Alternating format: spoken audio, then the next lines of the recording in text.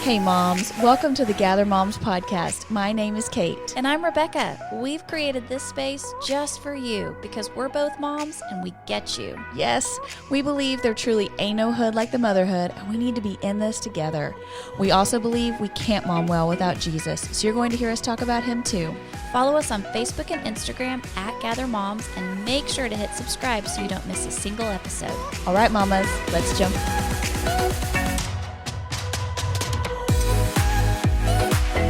Hey moms, welcome back to the Gather Moms podcast. This is episode 88, and we have been in a series called Help, where we're trying to give moms all the answers and help to all the questions and things that we deal with. We've covered money, obedience, how to have a better morning, grief, Halloween, feeling left out, the need for control, and even our relationship with God. And guess what? There's more. More to talk about. We're not done yet. Infinitely more. Yes. So this topic today is pretty interesting because it's one that Kate and I have been kind of researching for a while and honestly just like practicing on our kids. Yeah. Did you know that we practice on our kids for the podcast? We genuinely do. There are case subjects. Exactly. So we're like, hey, let's see if this really rings true in my own family. Yeah. So, but I'm excited to talk about this today because for me, it's personal because I've been talking to Abby about it. And so I'm just excited to share what we've learned. So today's episode is called Help, How to Talk to My Kids About Sex. Let's go. Let's talk about sex, baby. I knew she was going to sing. You I knew did? It. I did. Yes. Yes. I knew it. Do you know that song? Just that line. Really? That's it. Would you be surprised to know that I know every word? Oh, not surprised. Not surprised at all. No. Yes. Okay, so I'm in an interesting place with this because I have two teenage boys that obviously by this point in their life know about puberty and their changing bodies and sex. Uh-huh. But if I'm being honest, I didn't really have that discussion with them. I handed that off to their dad. Yeah. So he's the one that had to figure out how to talk to them about it. I don't know what happened behind that closed door. Okay. The only thing I know is that he loves to normalize our discussion of it. Yeah. So we use the words, we talk about the things. Nothing is taboo or off limits because he wants us to be able to bring it up in conversation and not be embarrassed. Do you say taboo? Taboo. Not taboo? Taboo. Isn't there a game? Taboo? Taboo? Yeah. I think, honestly, I think it's like potato, potato. I think you can say it either way. Taboo. I'm so sorry if I just derailed your whole train of thought. No, is that French? Do I sound French? Yes. Taboo. You sound very Taboo. sophisticated. Okay, well, I haven't said that word in like 10 years. So, well, but I love what time. you just said because I think normalizing it is the key there, right? Yes, 100%. And now that I have this little girl that's 10, I feel like, okay, the ball's in my court. Sure enough, girl. I got to go behind the closed door with this one. Yeah. And see what, and it kind of snuck up on me. I don't know. Like, I knew it was coming. I mean, I do mom's ministry and I talk to teenagers, but I feel like it kind of snuck up on me. But then there's a part of me that's relieved because, I don't know, it's not looming over my head anymore. Okay. Because I feel like we've had to dive in. Okay. So for those that are listening with younger kids, one of the things that I have read and heard over and over is that sooner is better. So with the unprecedented access that our kids have to technology and even just the culture that we're currently living in, your kids are going to be hit with something before you know it, like before you even expect it. So, Kate, what have you seen in society or culture lately that's made you go, wow, we're already talking about that? Okay. Oh, gosh. Well, I mean, I think for my middle child, right now she's 11, but a few years ago, I remember her just trying to watch a show on like Disney Plus or Netflix or something. And we were like one episode into it and it was cute. And I thought everything was going to be fine. And then she started watching the second episode on her own. And the rating was within her correct age limit. But she came to me and there was a homosexual couple on the show. And so, then we had to talk about that and digest it and look at, what do we believe about that? Okay, now what do we do with this show? What do we do with future shows, right? Yeah. Something there. And then I think it's honestly been interesting for me to have conversations with my freshmen in high school. I try and, be like you talked about, we normalize this stuff. And so sometimes when I pick him up from school, if he's the only one or I'm taking him somewhere, and I've been listening to a podcast about transgender issues, sexual issues within our culture, I will go ahead and let him listen to whatever I've been playing so that it can spur a conversation between the two of us. And it's been very interesting, all the things he's already experienced and seen, especially relating to pronouns, where he's had to defend his faith in a loving way. Things that I don't know that he would have necessarily just brought up if I didn't kind of create the environment for us to have the conversation. Exactly. No. The culture we live in is forcing us into these conversations, because I don't know that I would have taken them on as early as I have. But just like you said with TV, it doesn't even matter if it's a Disney Channel. They are introducing concepts and ideas that our kids have questions about. And just like you said, part of it is me looking at the rating going, oh, this is fine. Mm-hmm. And then later having to follow up because something came out that I didn't know was there. Even commercials. Oh, commercials. Like, depending on when you're watching live TV, the commercials are bold. Yeah. Brash. Yeah. I mean, they are not hiding anything. Yeah.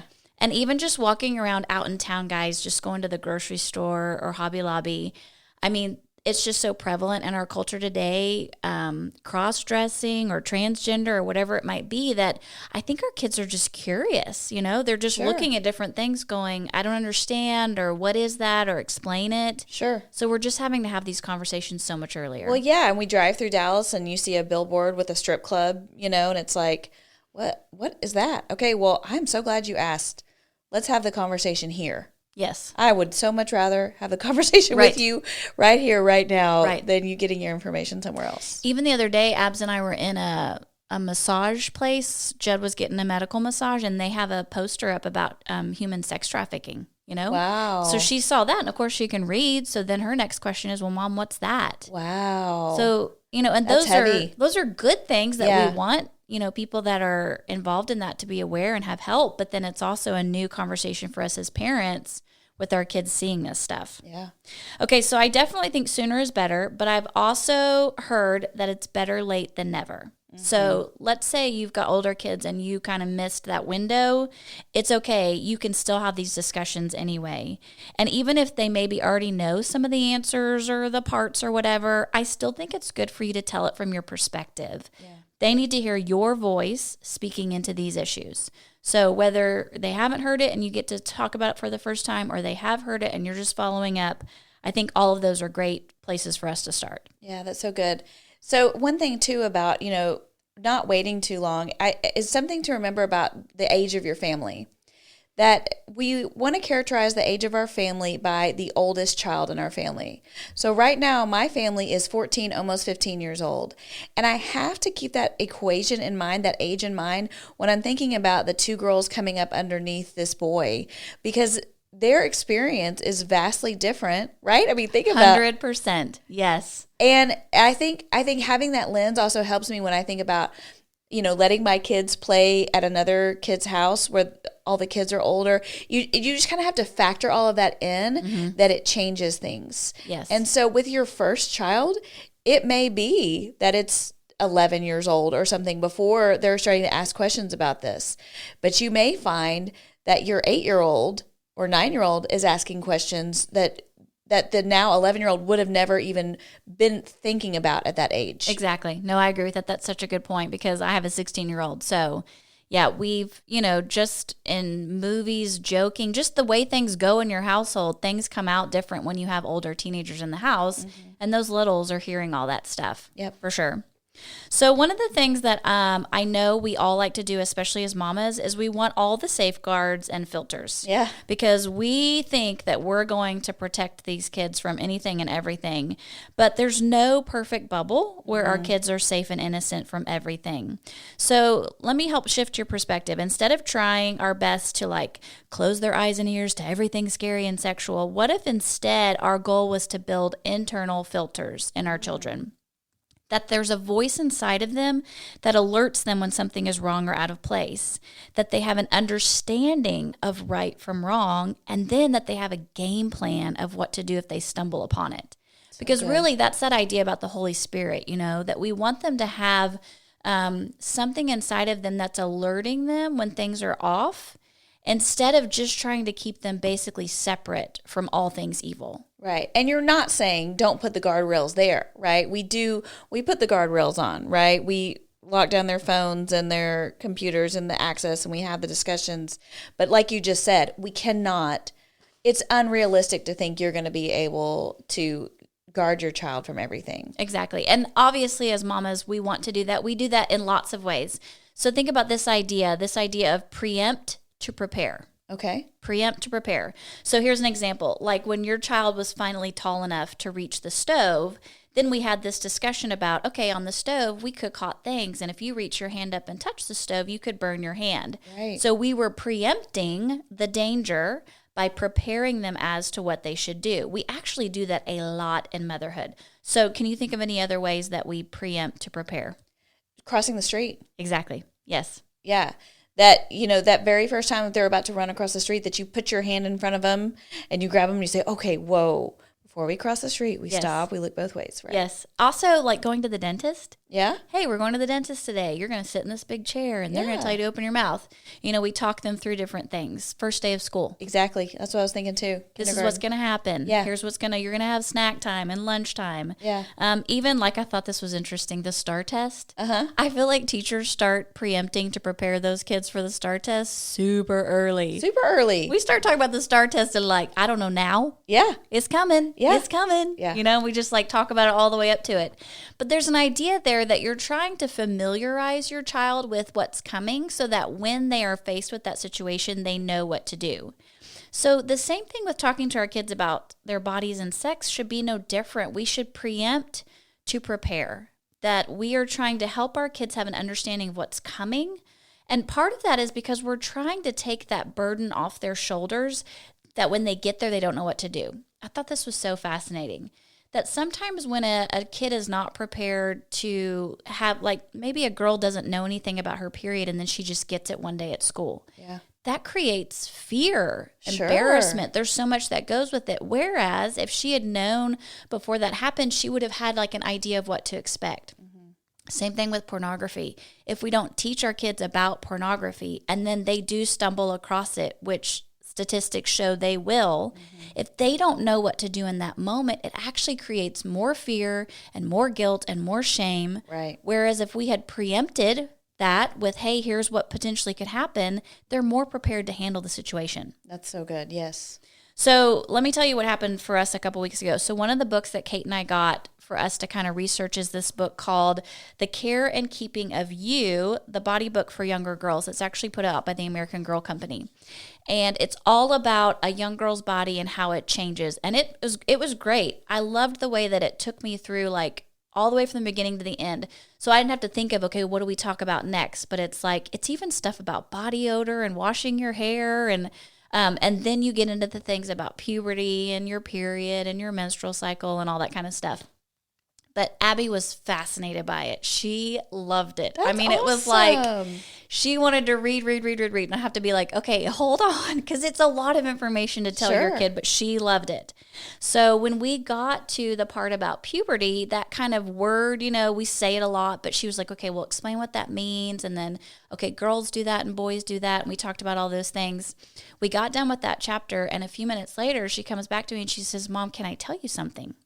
I don't know about you, but when my child says that, I get a little bit sure, but coming? you tell your brain to tell your face to not move. Don't show anything. Yeah.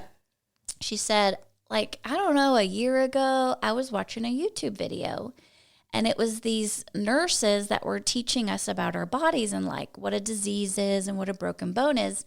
And I remember that they talked about puberty, and I think I saw some things online, like the pictures in the book. Okay. Oh my gosh, Sure. I just was ah. Uh-huh. And so we talked about it, and it took several conversations for us to kind of unravel what she had seen. Okay. It was an educational video, but they probably had, talked about some stuff that went with puberty that she wasn't ready for. But here's what I was so fascinated by, because over and over what I've read and heard is that when kids don't have language to explain what they see, they internalize it and hide it, and then it becomes guilt and shame. Sure, yeah. But when you give your kids the words to explain it, they are much more apt to tell you and ask questions and find freedom.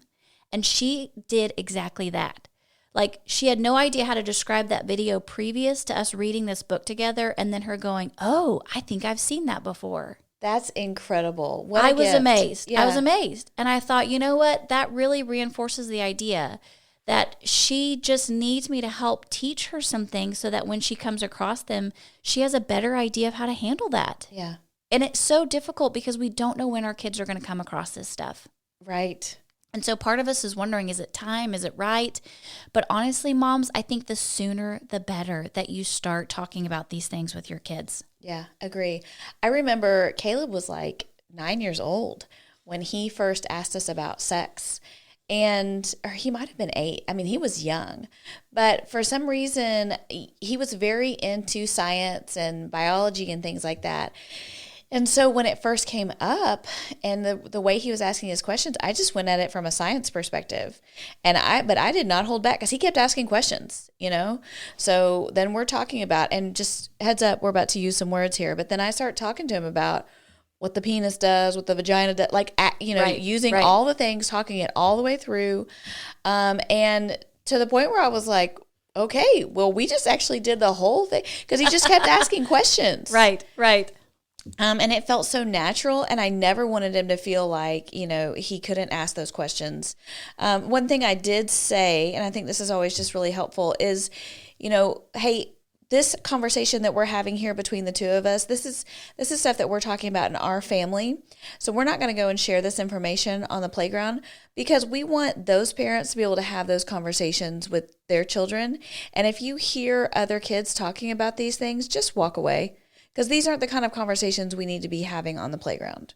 Well, and that's what I would say. Most of the time, your kids are hearing stuff on the playground. Yeah.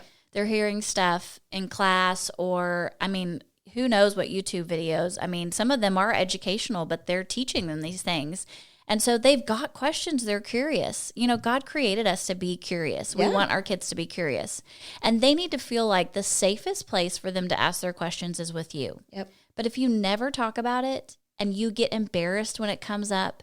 And even I would say this, if you try and make up words for certain body parts, it doesn't become like, okay, this is a real thing. This is part of our bodies. This is how God created us.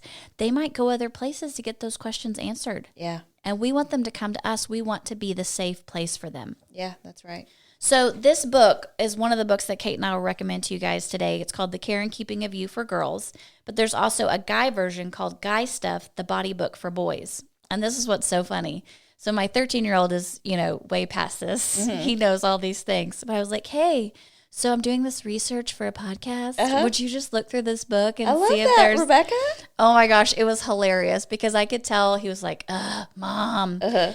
But it was amazing the things that we were able to have a conversation about after that he's already been through these things, but it just opened up an avenue for us to talk. Moms, you're just looking for that avenue for a safe spot for you to talk to your kids. And I know if you've got multiple kids in the home, just like Kate said, it does take some fancy footwork to get alone in the car or to have a moment right before you tuck them in to have these conversations. But if you're not seeking an opportunity to do that, the world will find a chance to do it. And they're not going to present the information in the way that you want it to be presented. Right. Yeah.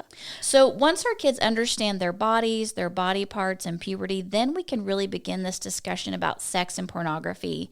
And just like Kate said, I don't think you have to take every kid the same with what you tell them. Caleb was curious. Yeah. So you had the open door to kind of share some stuff that he was ready to take in, but you may have another kid that's not ready for all that stuff.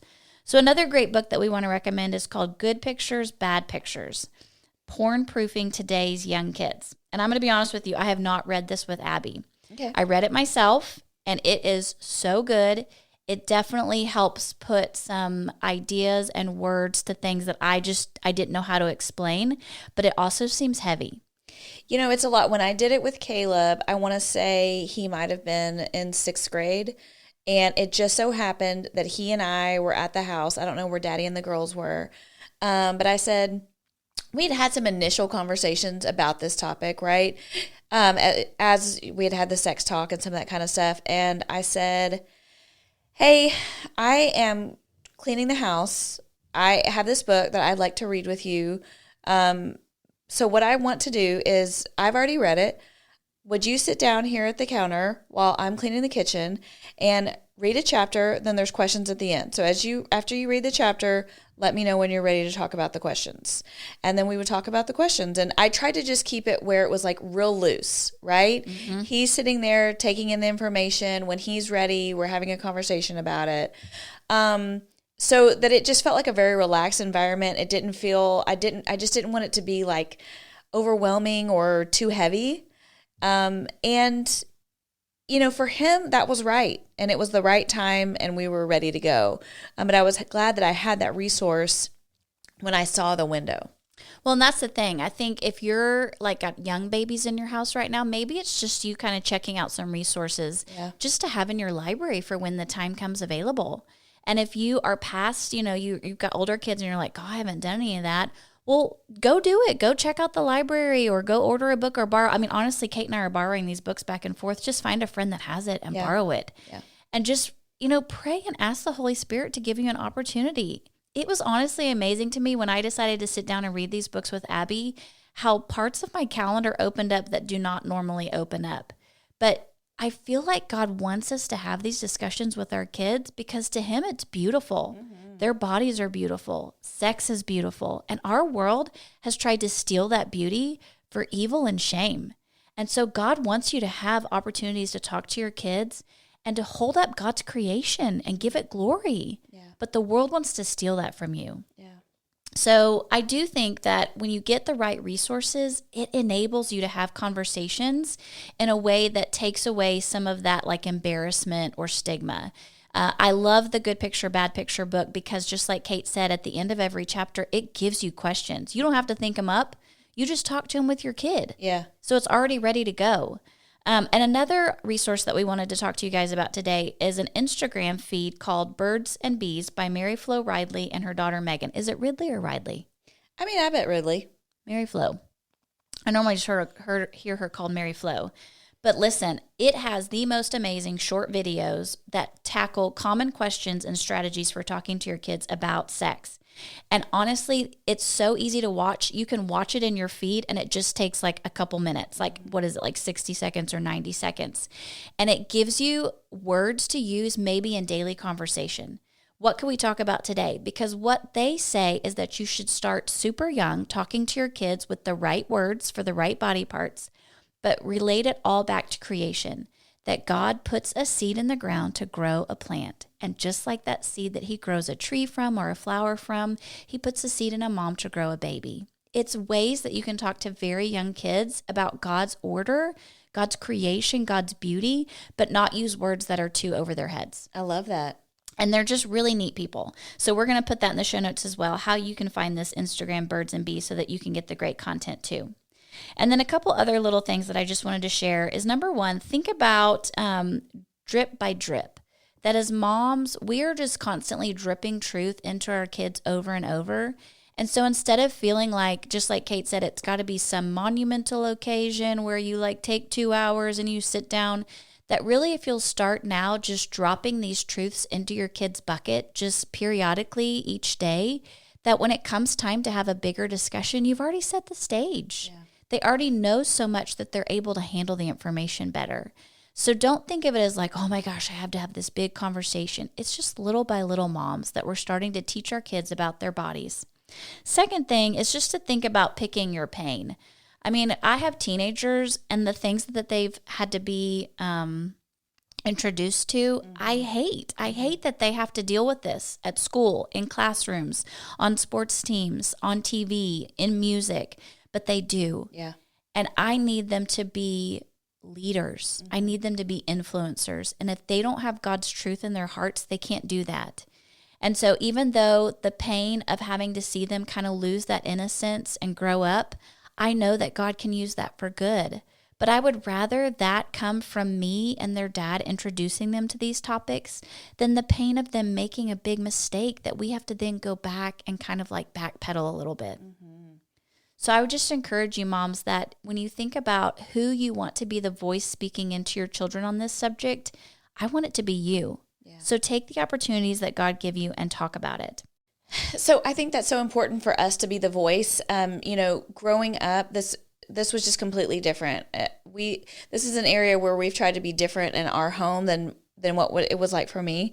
My mom said, because I actually asked her about this, and she said she tried to talk with me about sex, and I was like, no, ooh, don't want to talk about it. Don't want to talk about my body, you know. So I remember she handed me this book. It was like a textbook, dude. It was huge. It was this huge book. And I remember like reading through it and being like, oh my gosh. And I had a slumber party one night with a girlfriend and we both looked through it and we're like, wow, this is a lot of information. But that was kind of the end of the discussion. I mean, we didn't ever really talk about it. I didn't learn, I learned about tampons and how to use them from looking at the diagram inside the box. Like when I open the box, there's like a picture thing. It's like an IKEA, you know, like this is how you use this thing, you know. And that's what my mom had used. I didn't know people use pads. I mean, there was just like all this stuff I just had no idea about. Thankfully, I was generally pretty sheltered, you know, growing up. It's very different than what my girls have been exposed to. And even Caleb. I remember like the most scandalous show on TV was Friends, you know, just because they were like having premarital sex and stuff. We were barely even touching the issue of all of this other sexual ambiguity and confusion that we deal with in our day and time. You know, and now, I mean, premarital sex it just seems to be rampant.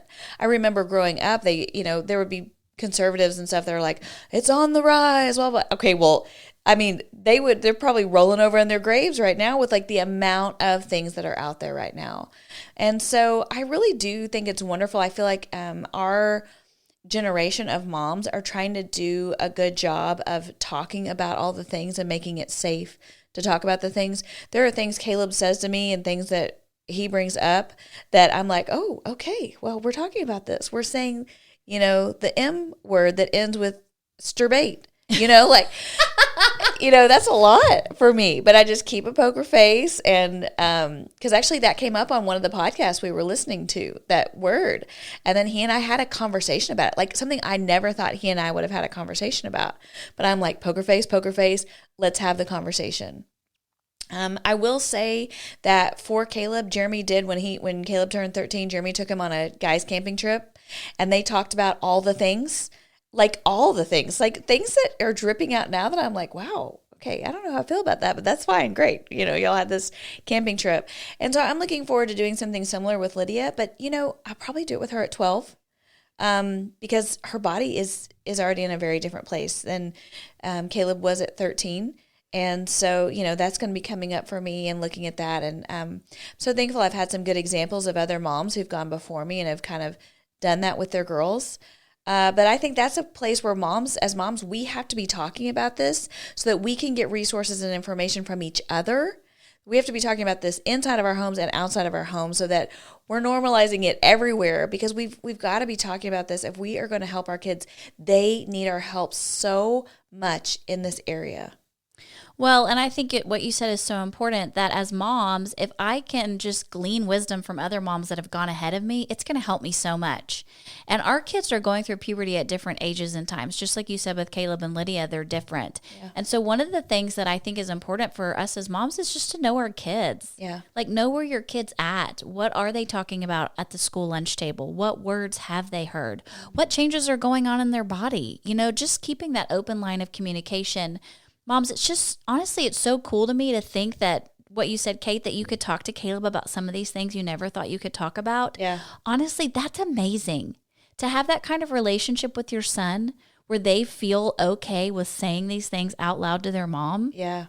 To me, what it says is that setting them up for more success later in life as a husband and as a father.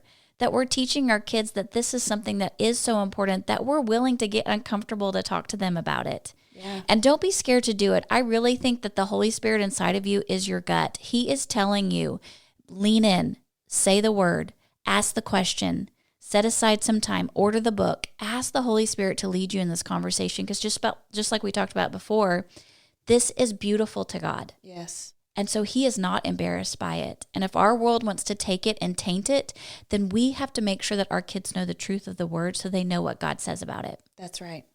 One of the really important words that you have said in this conversation is shame. I feel like, in part because this wasn't discussed in the various circles I was in a healthy way, all I understood about sex in my body, let me tell you truly, I felt like, first of all, I developed very early.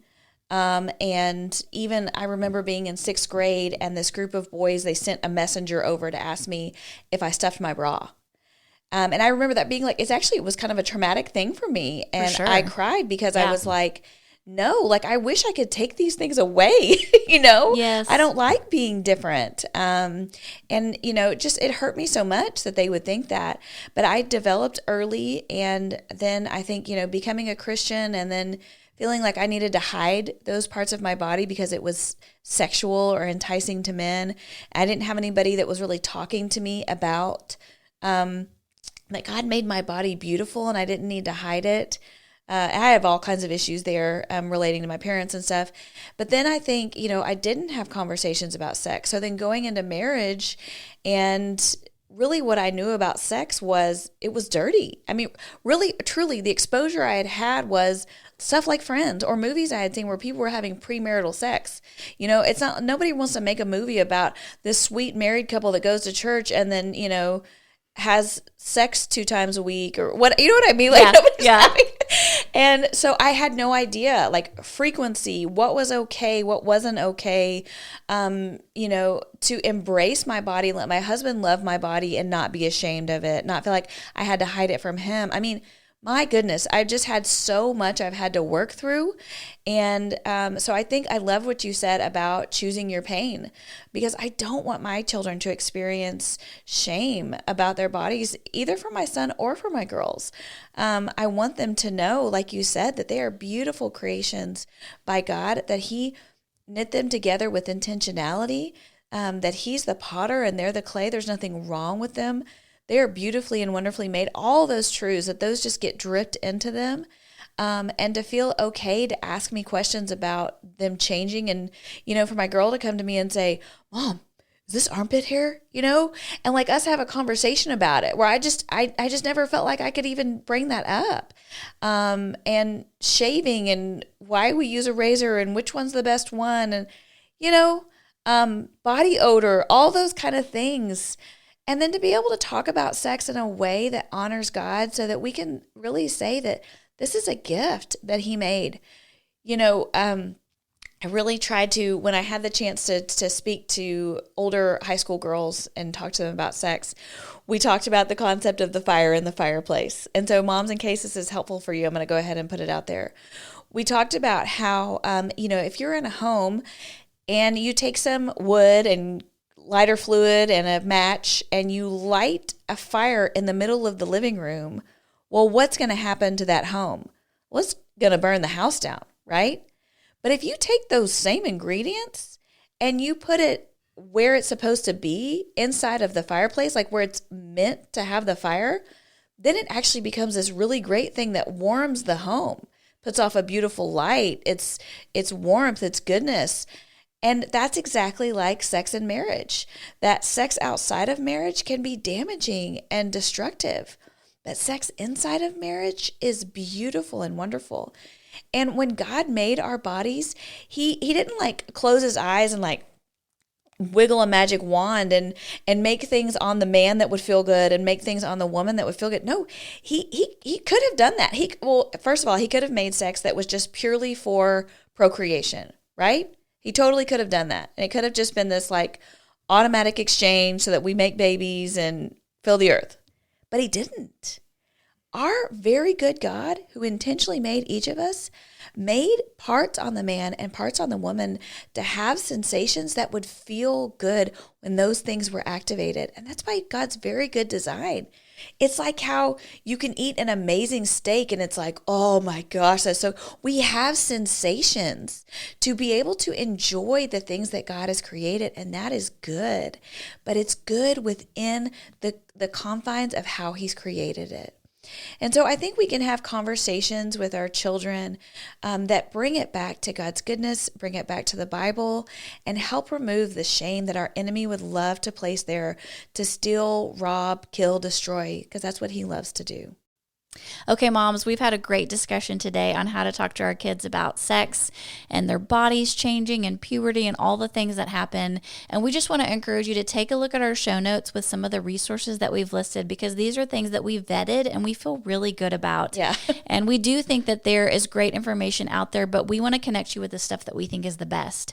So thanks so much for listening today. And honestly, just spend some time with the Lord later and just tell him how much you care about your kids and that you want to be that open, safe place where they feel like they can come to you and ask questions.